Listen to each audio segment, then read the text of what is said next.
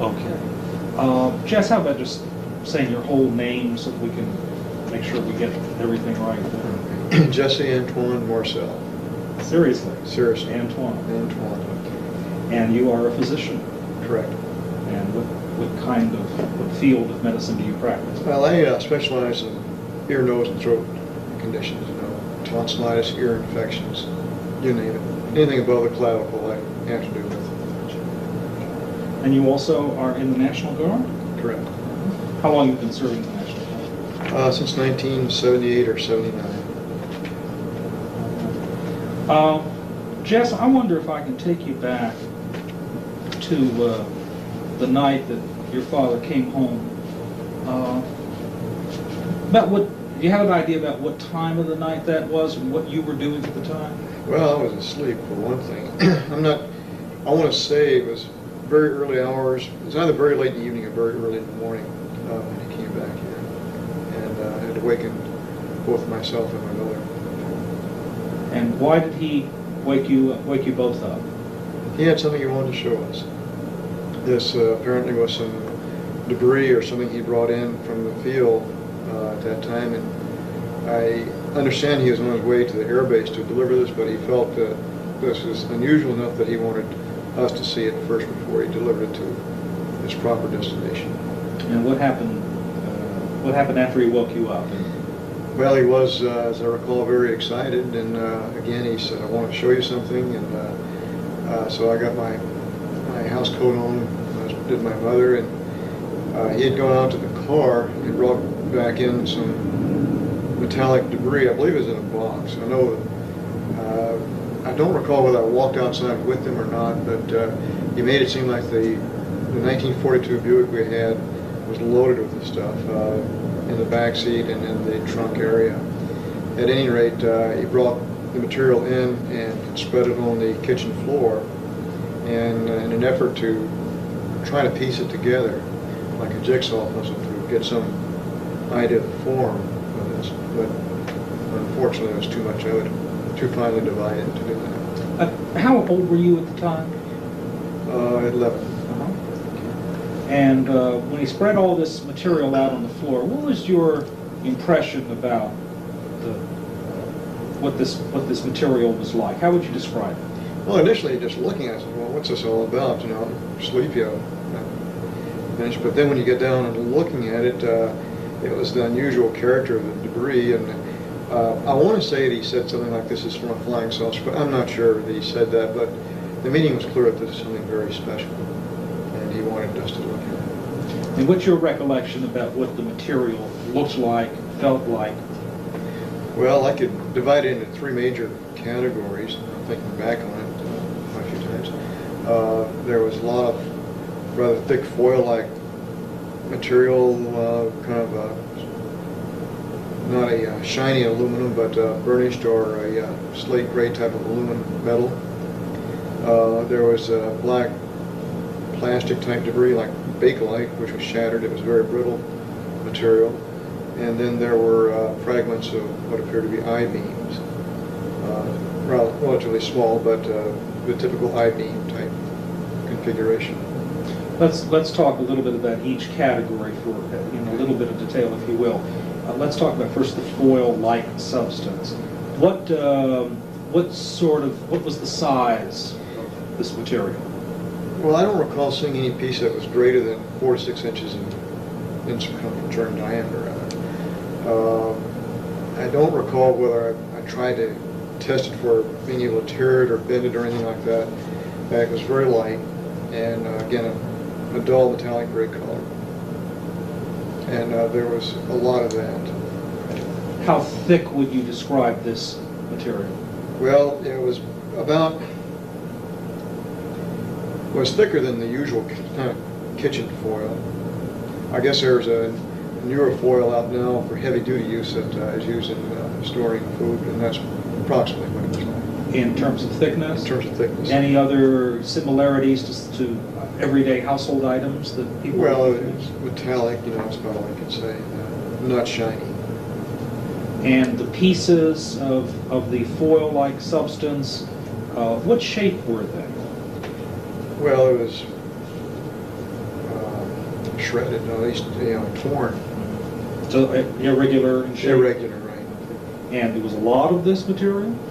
Well, enough to cover the floor with. Was this... And more, because there was a lot more left in the car. Okay, that's what I was going to ask. He didn't bring in all Oh, of it? no, that was only one portion he had in the car. Okay. The weight of this material you described as light, would you say that it was unusually light, lighter than you would expect, or heavier, or anything at all unusual about its weight? Well, feathers. Very, very light. Very light.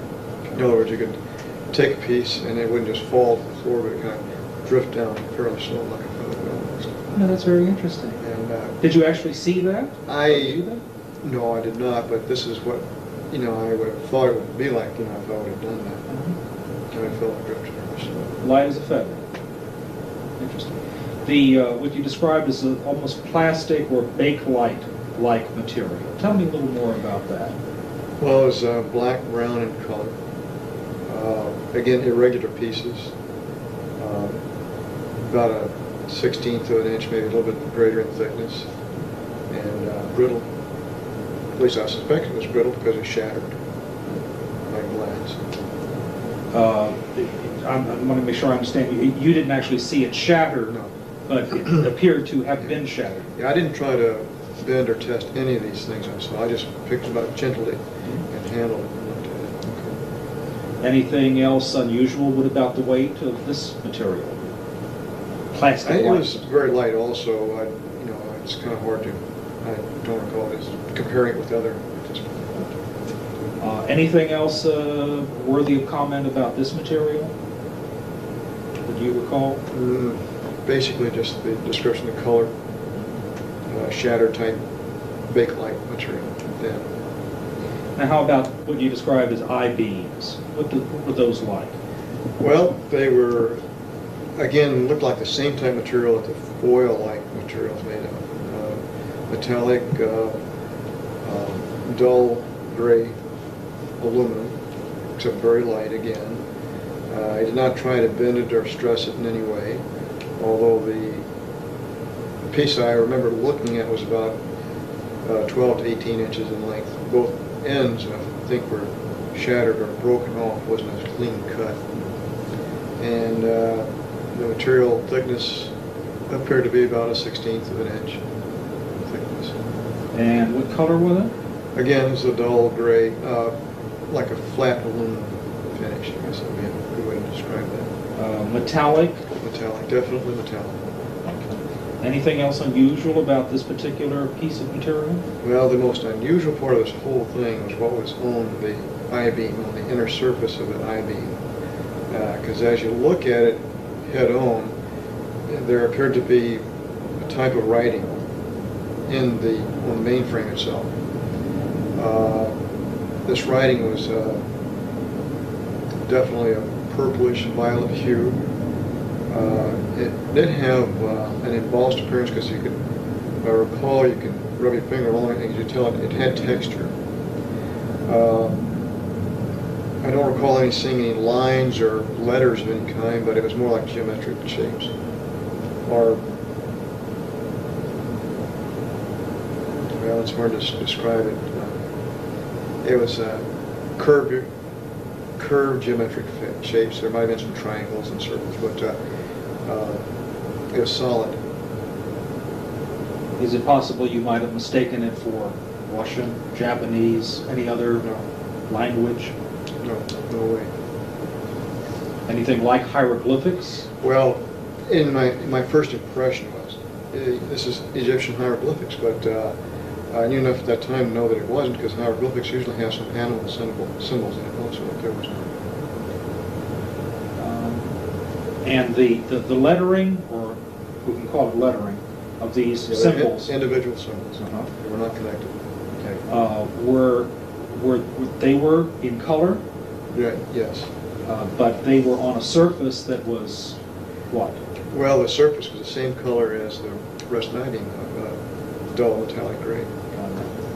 So it's just the symbols that were in a kind of purple-pink. That's right. That is the color that caught your eye. Here in all this mass of metallic gray pieces, here's this flash of color. What do you recall your father saying that night about how he came into possession of this material? I don't recall a whole lot of the mechanics or the logistics involved. I do know he'd been gone for quite a while. I'm not sure exactly how long he'd been gone even, but if I remember saying something about this came from a crash site or from some fellow's ranch or northwest of Roswell. And you said at the outset that he appeared to be excited. Yeah, that's the reason he got us. I thought, man, Why was he excited about this? because he felt this was something very unusual. He felt it was probably something we'd never seen before, would never see again.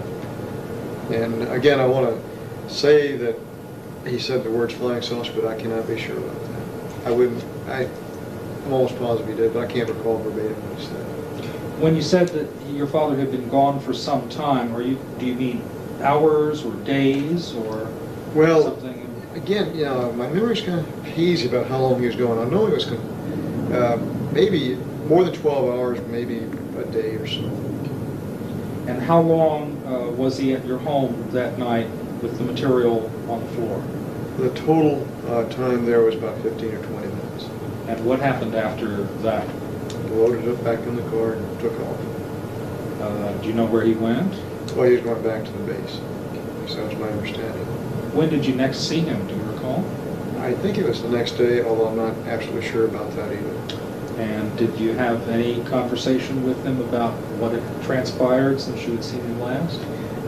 Well, he would, I'm trying to recall those conversations. I don't know that we had talked about it very much afterwards. The initial excitement had worn off, and then the whole deal kind of was put to rest.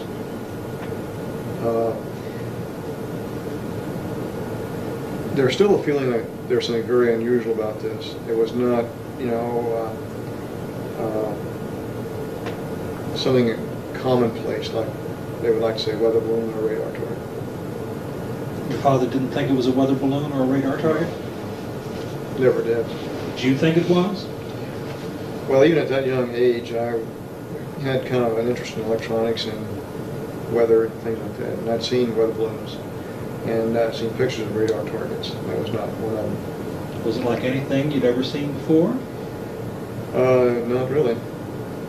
One thing that sets it apart, of course, was those I-beams with the symbols.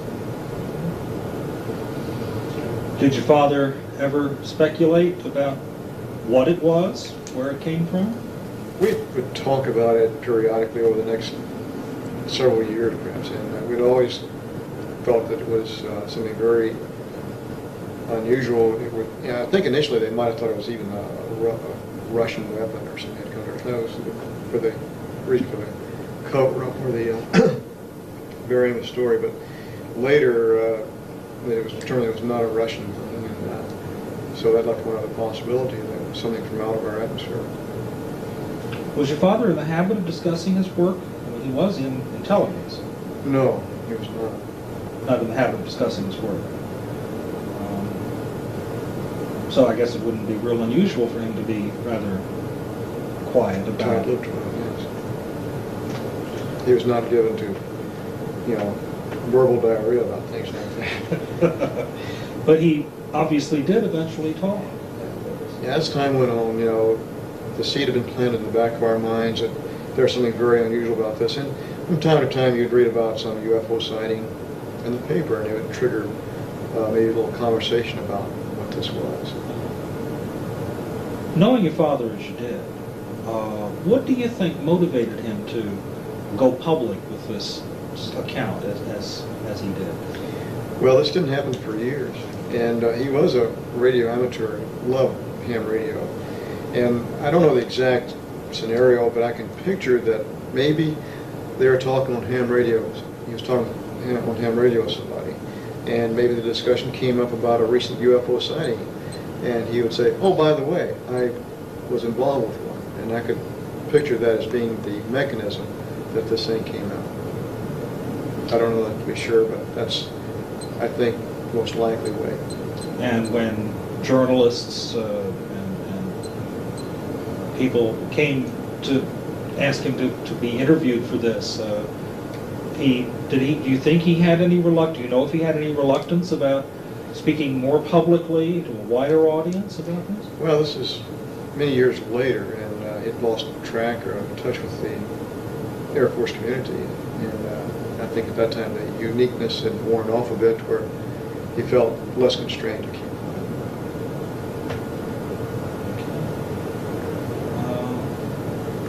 Kevin, I don't have any more questions. Anything that we failed to cover that's important? When your dad came home, did he ever suggest you weren't supposed to talk about it? Was there any kind of discussion about what was said at the base and let's not talk about this anymore in those first few days? I don't recall that exactly, but I think the implication was there. That it's over with, don't say anything more about it, at least don't even bring it up. Did, after he came out with the story in '78, was there ever any contact with anyone in the Pentagon or anybody from the military suggesting that maybe he had spoken out of turn? No. Going back to the first statement too, Mm-hmm. I never discussed this with any of my friends either. I had a lot of friends and acquaintances in Roswell, and I can definitely say I never even told them about what was going on. Later on, you'd suggested that it was in high school before you really ever discussed it again with your dad. Did you ever discuss it with any of your friends in high school when the stories would come out in the newspapers, or suggest to anybody, well, you know, these things are real? I don't recall ever saying anything about it.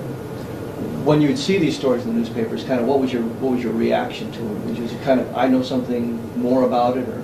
Well, my initial reaction is maybe most of these are hoaxes, and maybe a misidentification of things, but I do know of one that was not a hoax or misidentification. Was it the feeling of you, your father, your mother, that it was extraterrestrial in origin? Yes. We felt it was all a very unique experience, that we just happened to be at the right place at the right time to see this. But was your feeling that it was extraterrestrial? Yes.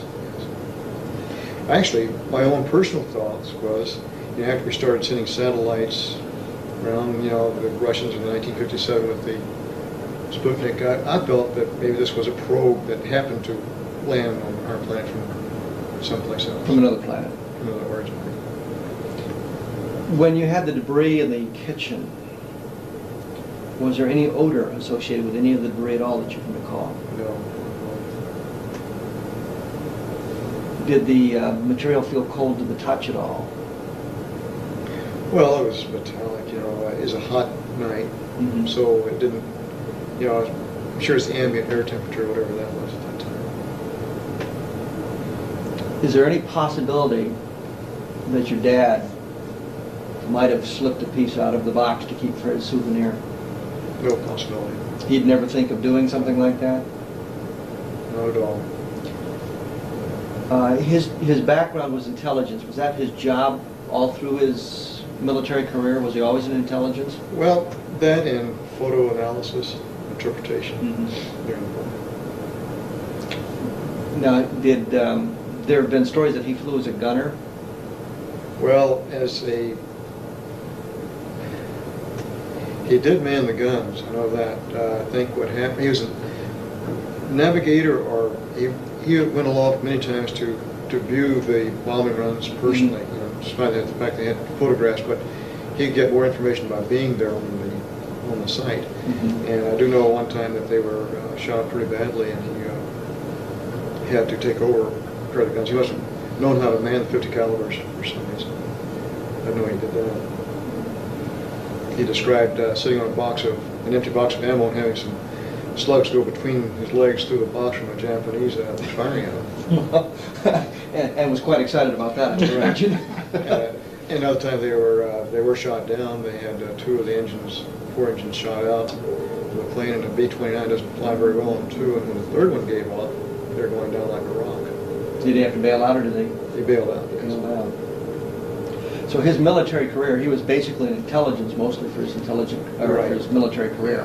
And he would get stick time as as a pilot too, as much as he could, you know, a non-rated aviator type. We know how that works. Yeah. There are many stories about his military career. He did not stay for the full 20. No, he did not. He got out as a lieutenant colonel. Major.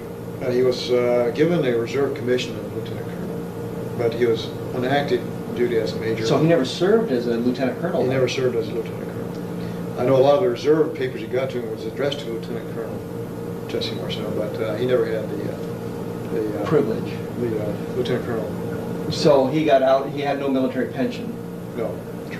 He got out of the service, went back to home in Louisiana. Was a TV radio repairman, or Right. owned a radio, television, and sales service. and that's what he did until he retired.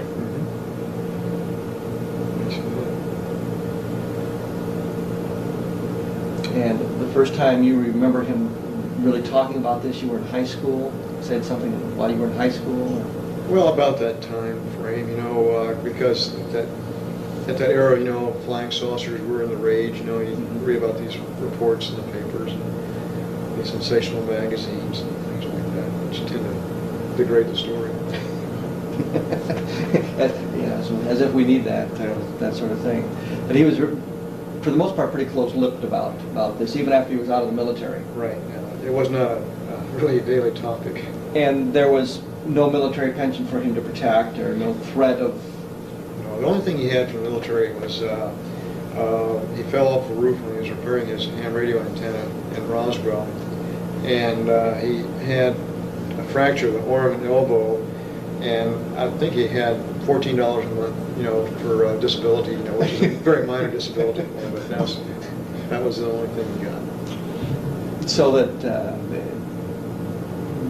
there was no threat they could hold over him, that if you talked about this, we're going to take away your pension or anything like that.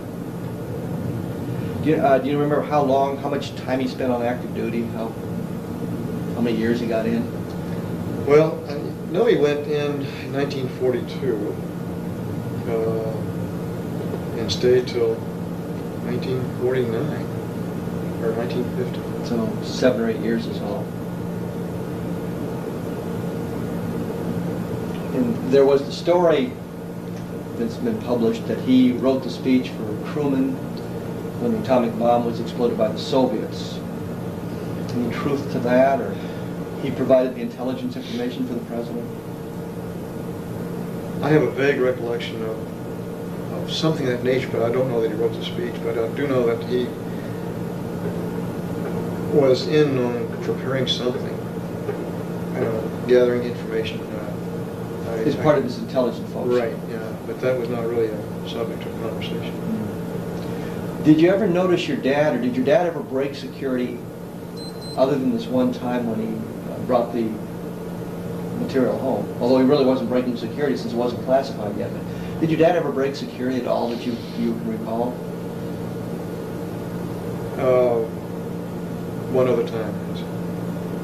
And that would be when? I don't know whether one. I guess it's. I hate to bring that up, though. I don't know whether. Okay. So, as far as you know, your dad really never broke security. Right. He never really talked to the neighbors. He never talked to friends about what he was learning with his job. No, it was all pretty close.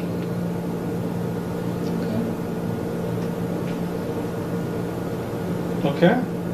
Jess, thank you very much.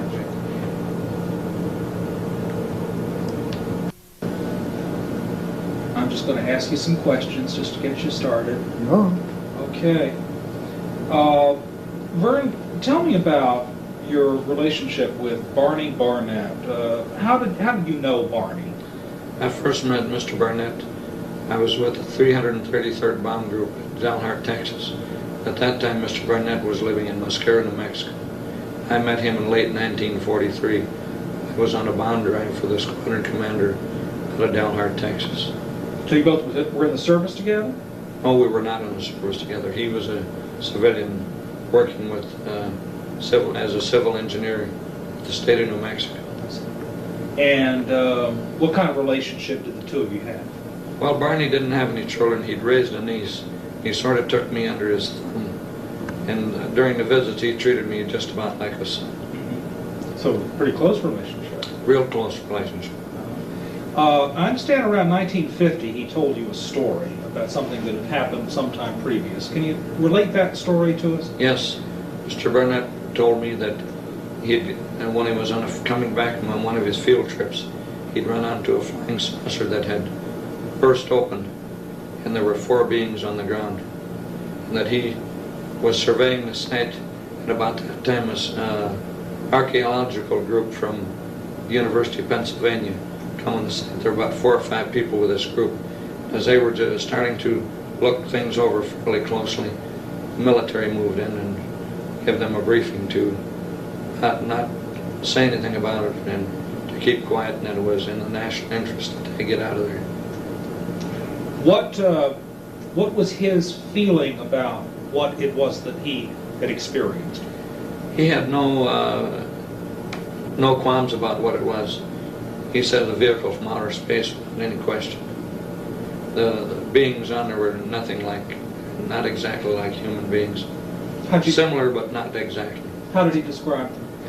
He described them as being about 3.5 to 4 feet tall, very slim in stature, and with their heads were hairless, with no eyebrows, no eyelashes, no hair, and sort of a pear-shaped head, with the top of the head being smaller, or larger, I mean. Any other characteristics about their appearance? Only one thing that he mentioned is the hands were not covered. They had 4 fingers. How were they dressed? They were dressed in some type of a tight-fitting suit. It looked like sort of a metallic, but not metal and not nylon. And it fit to the body very closely, tight. But they were not wearing any headpiece at all. And I don't recall that he said anything about what they had on their feet. Were all of these beings dead when he found them? They were all dead and only a short distance from the craft. The craft had burst open, and he said that they hadn't seen anybody inside, but they really hadn't had a chance to look.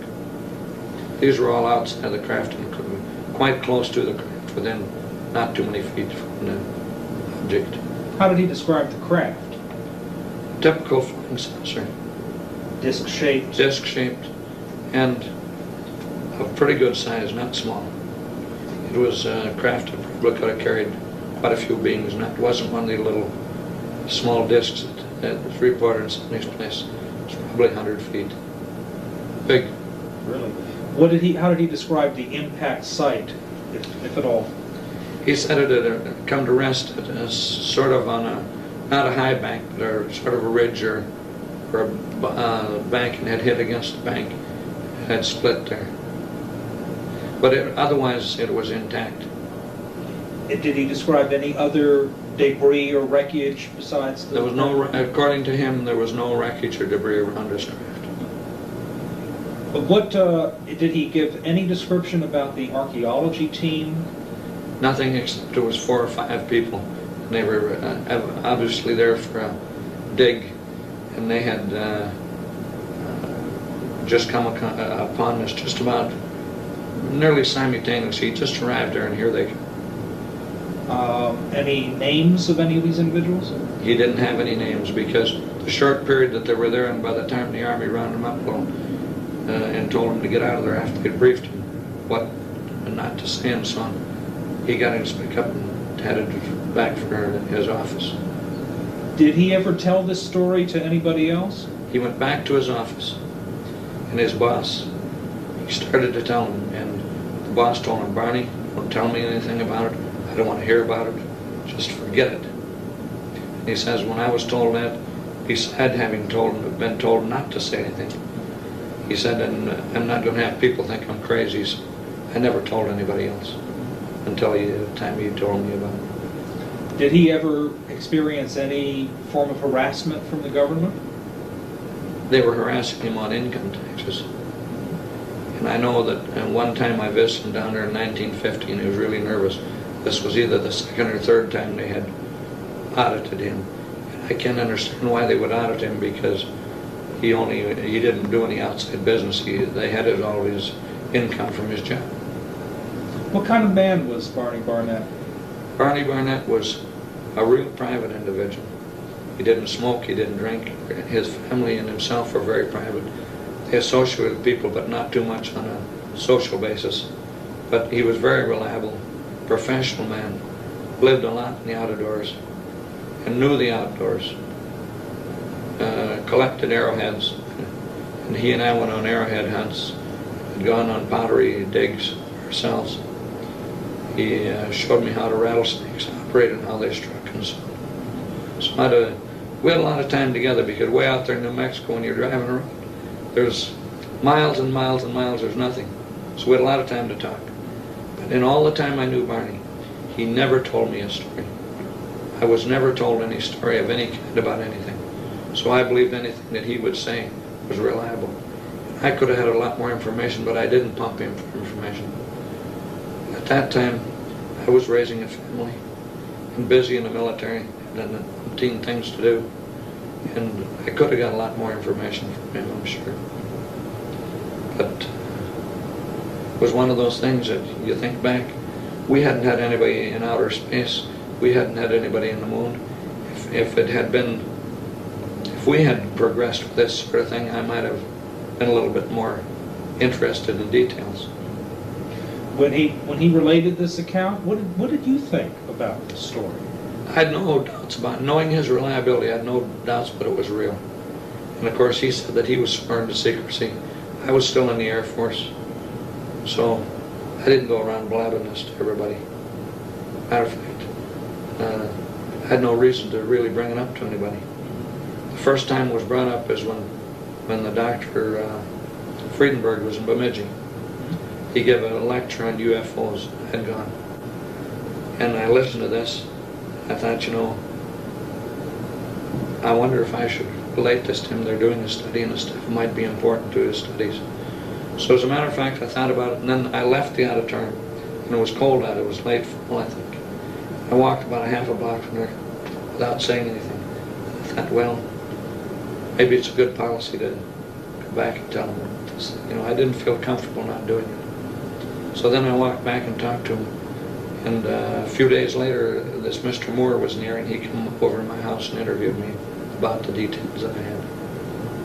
Have you experienced any repercussions from having shared this? None. I haven't had anybody harass me.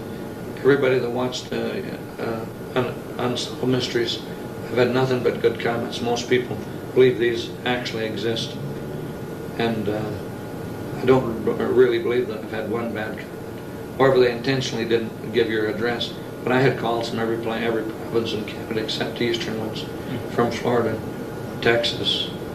And the amount of people that seen this, I was amazed. So you don't have any regrets about having divulged I this have no story? regrets about it. As a matter of fact, I could tell the same story 1,000 times without changing it, because I know it to be actual facts.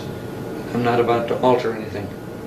And I wouldn't accept one penny or one dime to make any statement, because that would ruin the validity of what Mr. Barnett, and in respect to him, I wouldn't do it. As a former military man, what do you think our government should do now that this story is out? I can't see any reason why whatever information they have is not released. I think any information or documents should be released, because most of the public believes they exist anyhow. And I think the population now is better prepared to accept this sort of thing than they would have been in 1947, right after World War II. There was probably reasons why they didn't want it released. I can't see any reason for not releasing. Okay. Anything that we've not covered that you want to talk about? Well, the only time that I had any occasion to possibly see a flying saucer, in 1940, I was with the 7th Bomb Group, 11th Bomb Squadron. We'd moved off the coast because of the problems with an imminent war. So we'd moved into Salt Lake City, and we were working out of the municipal airport out there. And just about, it was between 12 and 1 o'clock, there was a disc-like object that had come over Salt Lake City. It come from the east over the Wasatch Mountains. In the daytime, it looked like the moon does if you see it in the daytime. And there was 2 pilots that I knew out there, I can't recall their names, and myself out there. And we run for B-17. And we immediately started, didn't run the proper checks and other routes. Taxied right out to the runway and took off. And we chased this. I mean, there was no hope. It was just distances. And it could not possibly have been another airplane or balloon, because the B-17 was about as fast a thing as there was on the market at that time. It come over from the east, went right directly over the airfield, and then it went west. And when we took off, then it just about went at a real steep angle going to the northwest, went up. It kept getting smaller and smaller till it was just like a little dot up there. And nothing that I know of could possibly climb that fast. And this was what year? 1940. And because I went overseas in 1941. I was in Hawaii on 1st December 1940. I was quite familiar with airplanes. I'd always had an interest in aviation, and that's why I went into the Air Corps. So I have an idea what they would do and could recognize the difference between something like that. Thank you very much. I appreciate all your time. Well, I hope it works out good, but that's basically what they were pretty accurate in, you know, trying to reconstruct. And they did film about 20, 30, 40 minutes of me, but they only used portion and they reconstructed some of the rest of it. Did you, you were satisfied then with the dramatization part of it? Pretty much, but there was some details that would have changed. And of course it was impossible for them to know every detail. If I had been on their site, I could have told them some changes they could have made. Yeah. Like Barney wearing a pith helmet? Yeah, wearing the pith helmet. Well, and another thing, he had glasses. Because when he opened his snake's mouth and the venom came up over his glasses, that's how I vividly remember. I can picture in my mind the venom still streaming down his face and on his glasses. And he'd hit the glasses mostly. And it was just kind of a white foam and just, Good thing he wore glasses, I guess, huh? But that's the type of individual he was, an outdoorsman. He knew the Southwest, he knew the outdoors, and he was the type of individual that didn't exaggerate on anything.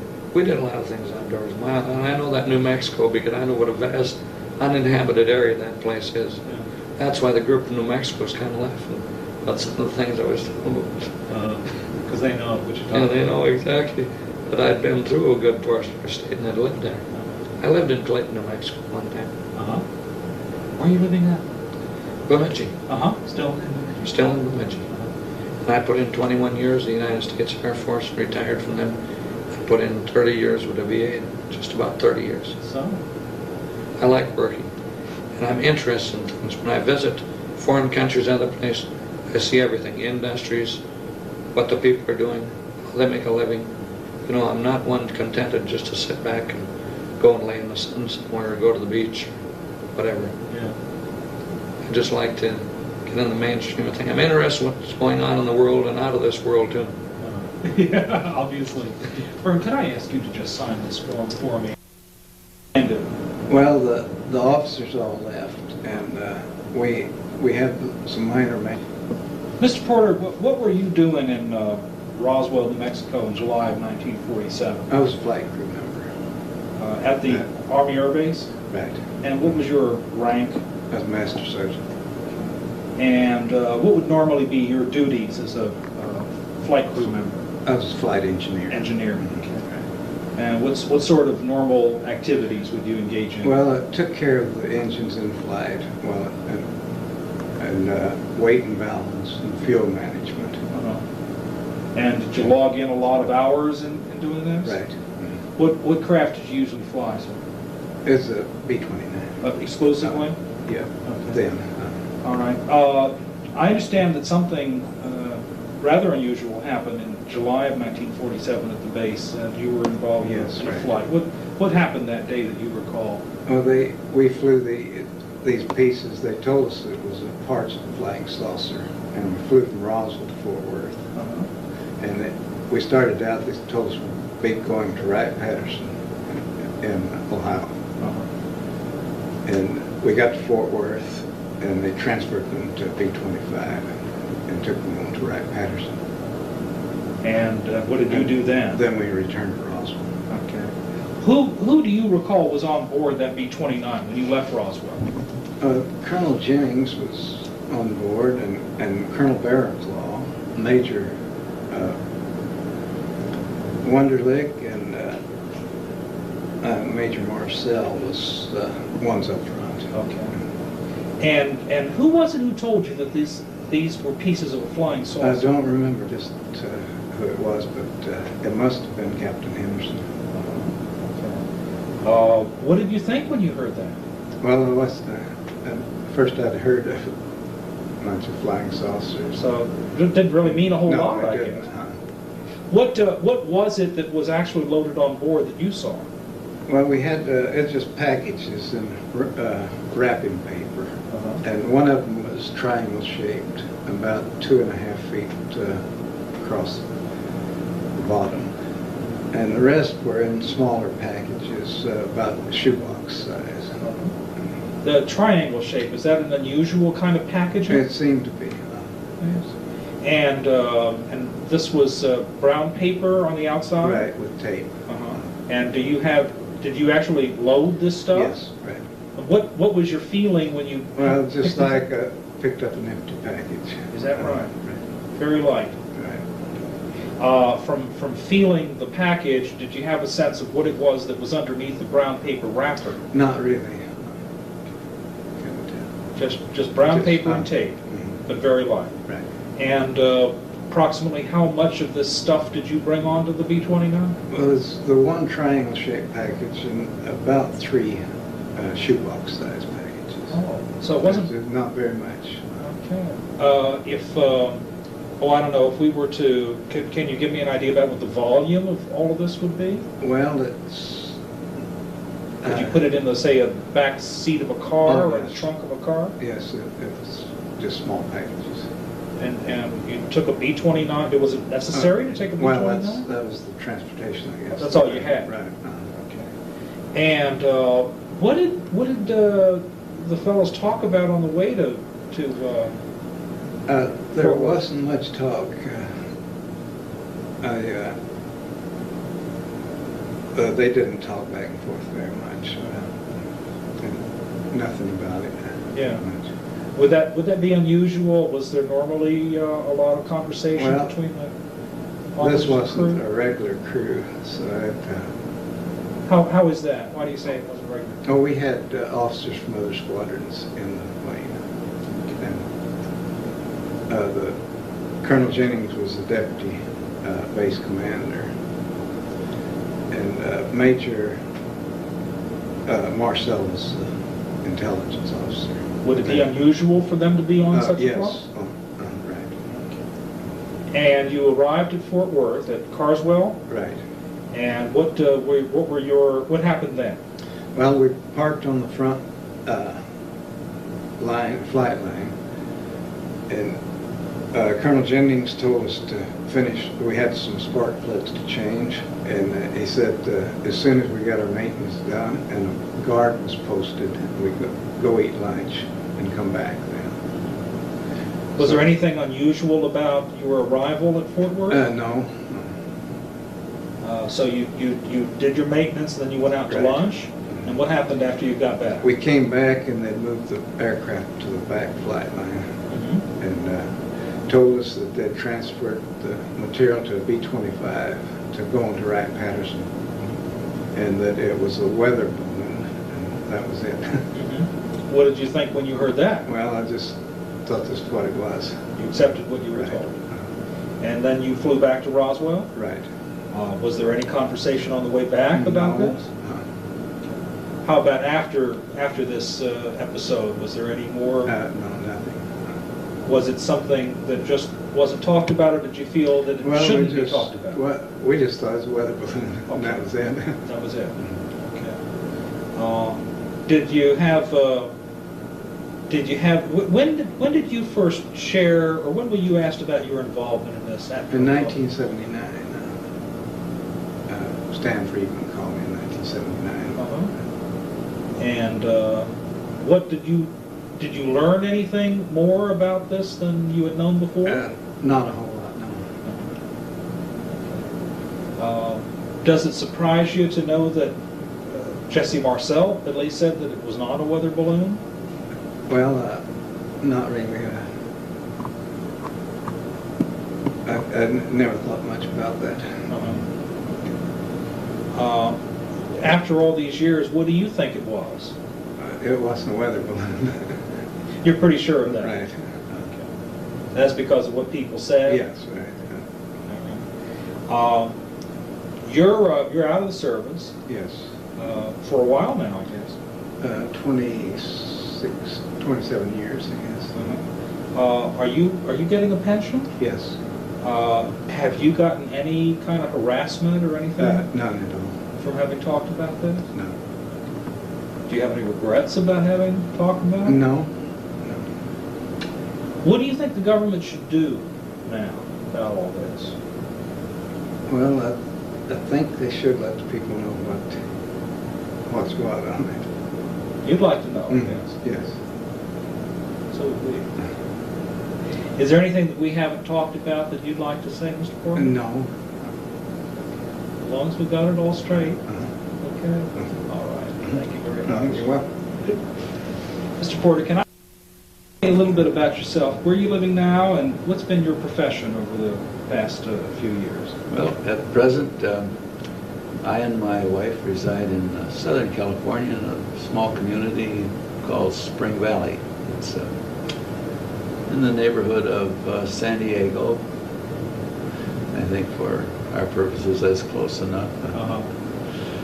And I practiced as a dentist in that region from about 1952, after my release from active duty after following the Korean police action. I think that's correctly noted. Right. And I met Pappy Henderson in the early mid-60s. To the best of my recollection, it had been maybe 1962 or 63. How did you happen to meet him or know him? Well, I was introduced to him by a mutual friend. And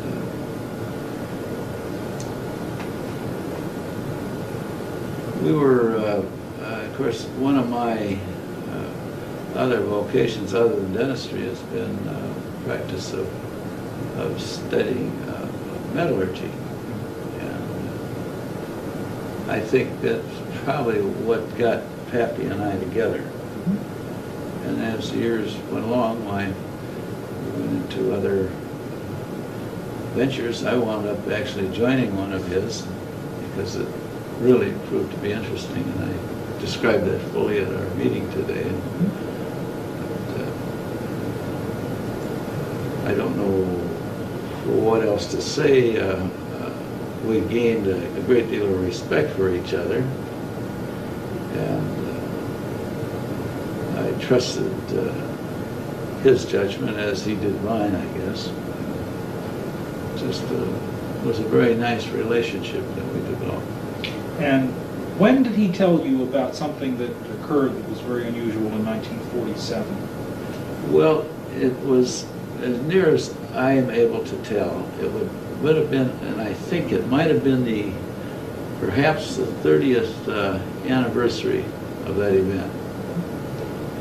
Because it was right about that time in the summer of 1978. Okay. And what was it that he related to you as to what had occurred? Well, and he, of course, we will understand, we were in a public place where we met frequently, but we did speak in quite in a great deal of privacy, let's say. And he told me about the Roswell incident. When that incident occurred, why, I happened to have been in a period of inactive duty in my naval service, and I was living in northern Minnesota. And I guess the wire service never reached me. I was actually unaware of the Roswell incident. It was casually mentioned in our newspapers, perhaps as late as a month later. Who knows? But northern Minnesotans weren't too worried about what happened in in Mexico. So what did Pappy Henderson tell you happened? But he said that he had an unusual job to perform while he's in his Air Force service, and that he transported wreckage and bodies of the alien people to Ohio. Uh-huh. It was that simple. And Jack was a man of few words, really. And in our habit, the way we dealt and talked with each other, we really didn't waste much time. We said it and that's it. There's nothing more to it. Did he describe any of the wreckage to you? Not really at that time. It was just a smashed pile of, I guess, space wreckage, spacecraft garbage, and I guess some of the passengers thereon suffered their death, of course. I really was more or less privileged to just be listening, so I refrained from asking a lot of questions. But he did say that these people were small, and that there were quite a number of them. He never described the actual number to me, but since I've, of course, been filled in somewhat, I'm still not sure that there were what they even claim now. There may have been a lot more. Did he describe their appearance any further than saying they were small? Not to me. I think he found the kind of distasteful. I was pretty well tuned into Jack's feelings, you know. And if something was bothering him, I'd be sort of aware of it very soon.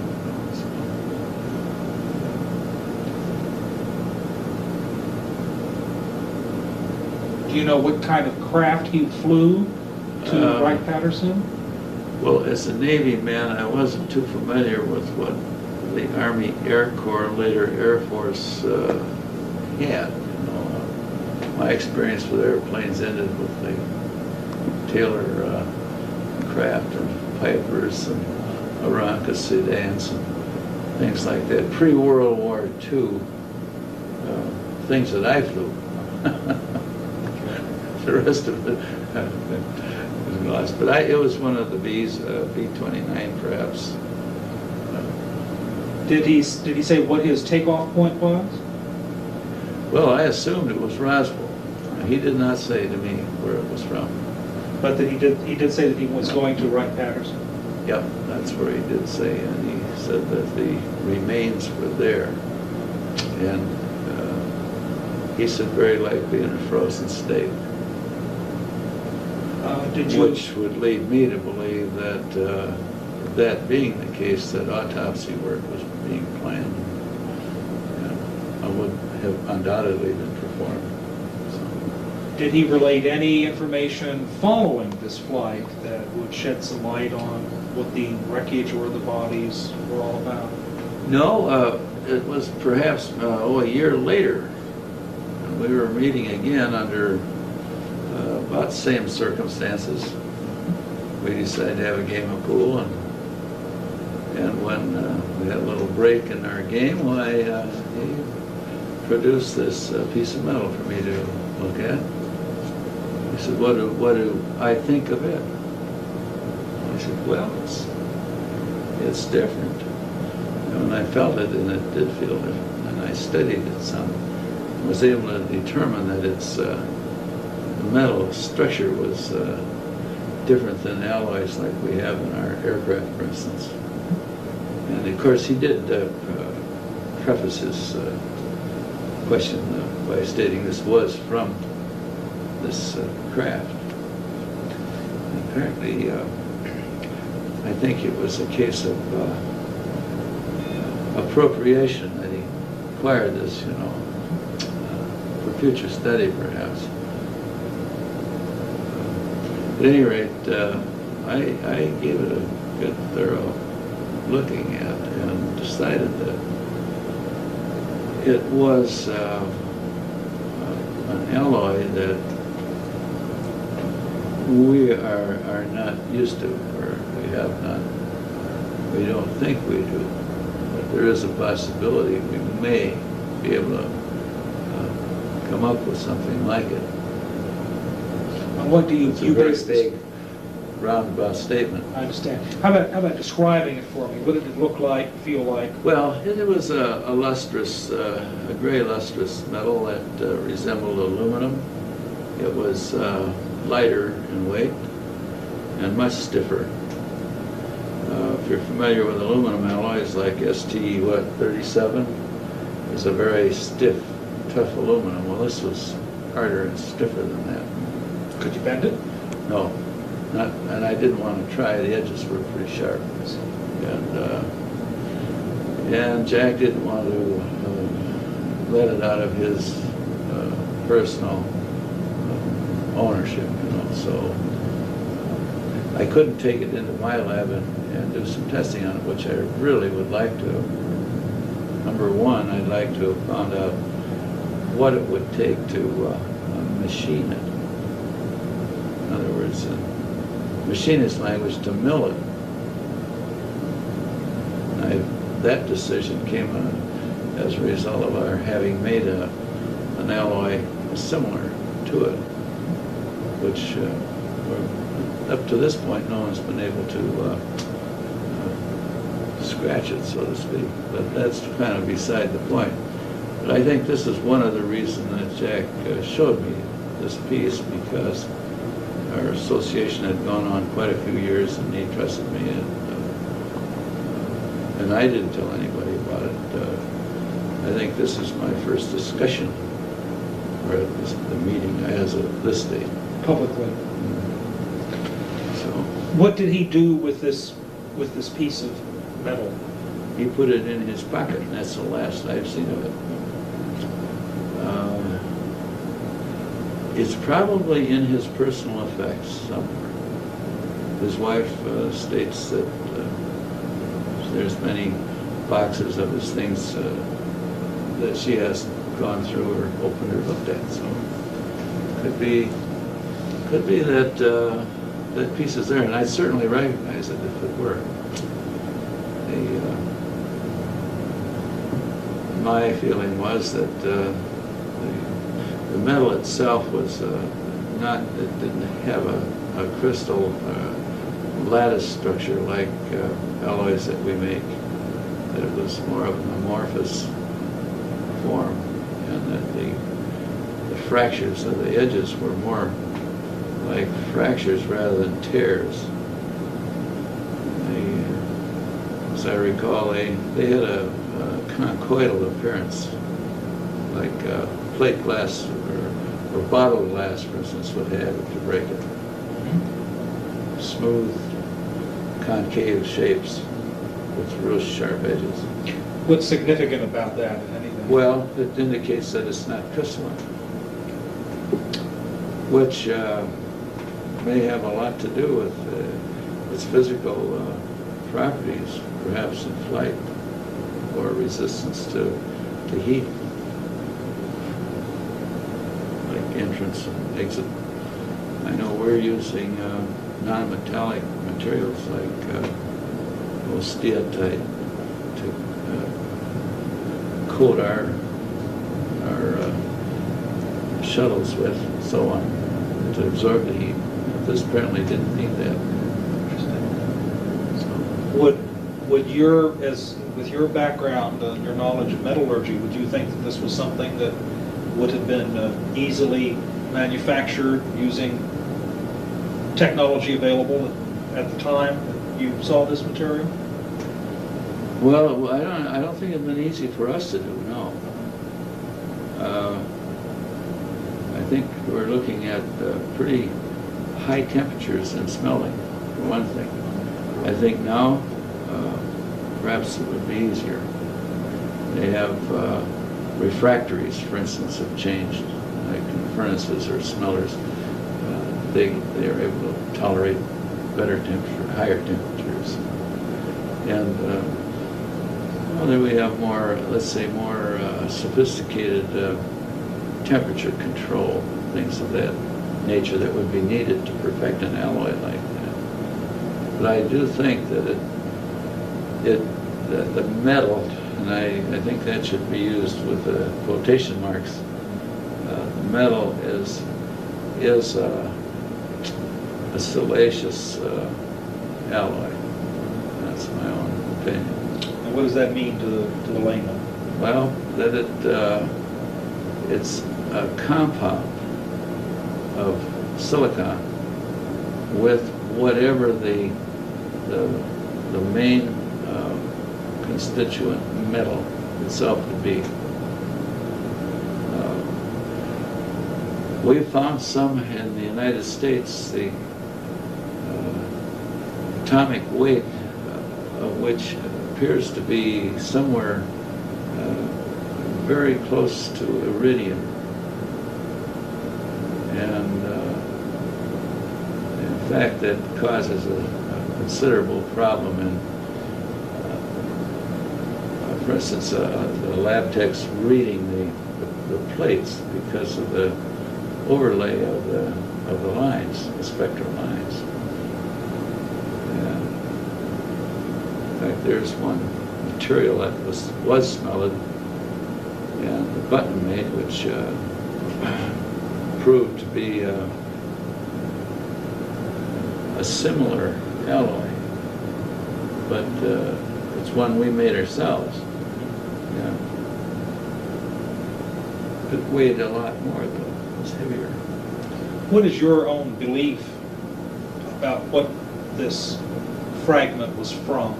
What did it represent? Well, I think it was one of the structural parts, not the thinner materials. I know that Jack himself, well, he stated to me, as far as the thin materials go, that was the lining of the craft, and that when properly energized, it produced perfect illumination inside. That you had a total easy light with no shadows. But that's why I asked today this gentleman that I think it was Jesse, that had his hands on some of that thin material, if he had seen it in the dark. right. I guess he hadn't or hadn't paid any attention to it. He's pretty young then anyway. So. Well, that would be kind of interesting to see if it could be energized or polarized, maybe, is all it would need to be. It's hard to say. It'd take a little, well, it'd take a good old scientist, so maybe one of our physicist friends could tackle that and light the place up with a piece of that, you know? It's barely possible. So. What do you think this was from, though? I mean, what was this? What was this thing that was recovered? Yeah, well, I think that metal, that thin material, was different. I didn't see any of it, but from what I've seen of the pictures and so on, I don't think that's the same metal. Is it your feeling that this was from an extraterrestrial spacecraft? Oh yes. Well, there's no question in my mind about that.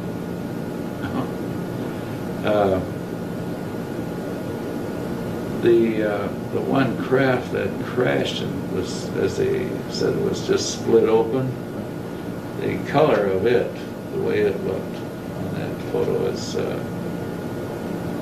about the way that piece that I had to look at looked. I'm sorry, which photo are we talking about here? Well, whether it was a drawing or a painting or a reconstruction, I don't really know, but I was here today, so I saw that. So. Okay. But that's more or less what it looked like. Slightly mistreated, maybe, you know, by temperatures. No doubt in your mind, though, that this was from outer space? I have no question but what it was from outer space. The bodies? Sure. There's no reason we don't have a franchise on Universe. Yeah.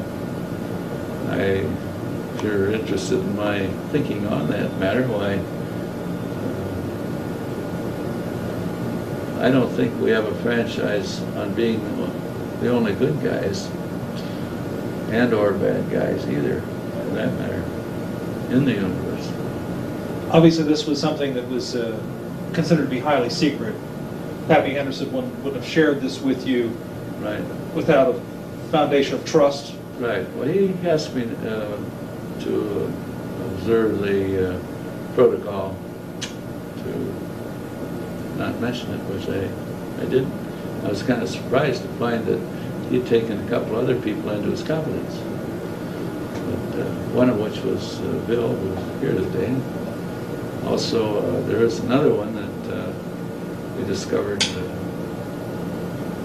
This is one of our naval helicopter pilots who is retired now, and was aware of what Pappy had seen. But he was pretty choosy about who he talked to, I think.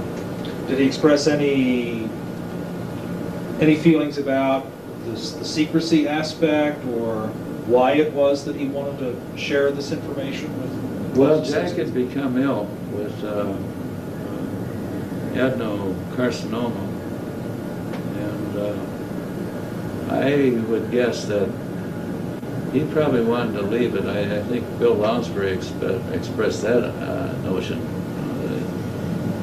I think he wanted to leave it just in case he did die, which is worked out he did.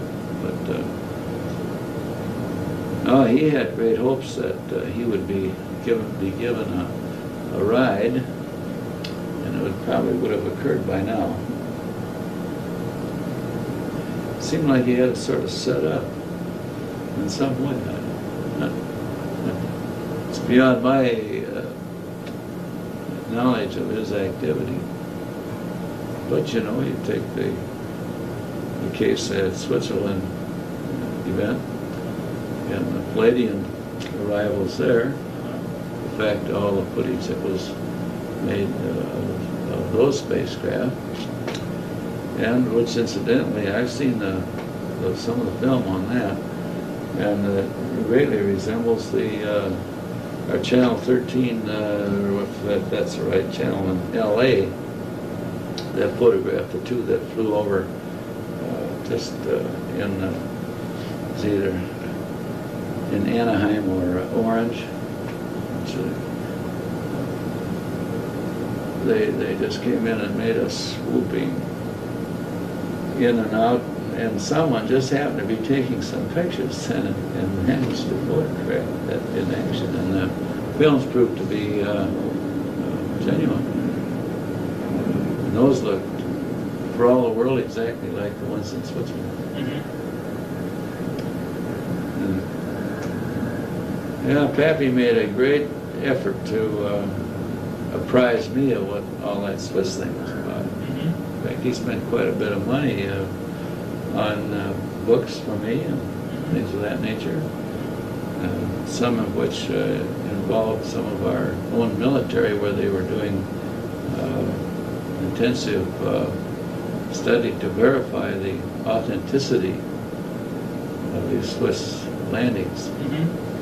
And they, I think to a man on these panels, concluded that they were real. And all the school children over there, I've seen pictures and movies of those people. You can't have 38 kids all give you the same story, usually on anything. But on this one issue, boy, there was no question about it. Plus the description of the squadron commander in that case was a lady, and her squadron was 3, and she described her craft and allowed him to photograph. As far as this metal fragment's concerned, do you have any idea where it is now, today? No, I don't. I think if it's anywhere, it'd be in his personal effects. It was pretty traumatic when Jack died. At that time, the her daughter's mother-in-law was very ill, and so they just packed Sappho up out of her apartment, moved her to L.A. to help take care of this old lady. So, and I think, as Sappho said, if it's anywhere, it's in some of the old boxes they haven't even opened yet. So I'm going to look into that when I return.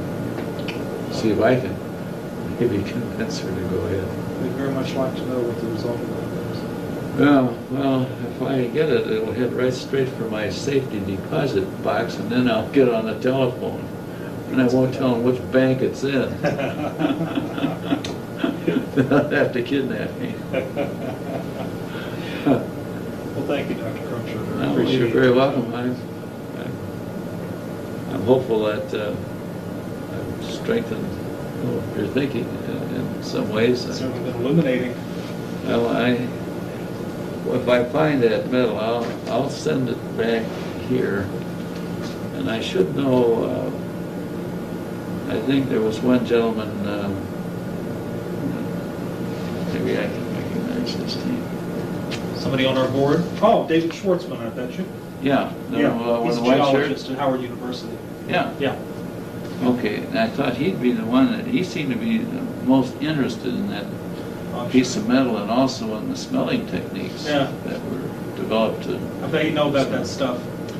Yeah, well, he really got a kick out of when I told him about the misfiring, trying to cut that at Johns Hopkins University. Uh-huh. I mean Stanford University. Uh-huh. And one of our government facilities, I think, has a unit there that this button that was made went to for cutting an analysis. Well, they couldn't cut it. And they sent it back. There had a few scratches, and that's it. They broke every metronome metal blade they had in that lab. They gave up on it. Now, this was of what? A test of... What we think is a similar one, and Uh-huh. that was why Jack got me involved. Oh, is that right? Yeah, so that's really, and it goes way back. How'd you hear about this test at Stanford? Well, I'm the one that sent it to him. Oh. See, I'm into it that far, you know. Oh. So you got this piece of metal or something So, yeah, from after whom? the button that went Uh-huh. to Stanford, Right. I made it. Oh, okay. This is a fabricated Yes. thing, not Right. something. Okay, I want to make sure I understand that. Right. Okay, Dr. Crumshaw, could I get you to sign that for me? Sure. You can read it first if you want.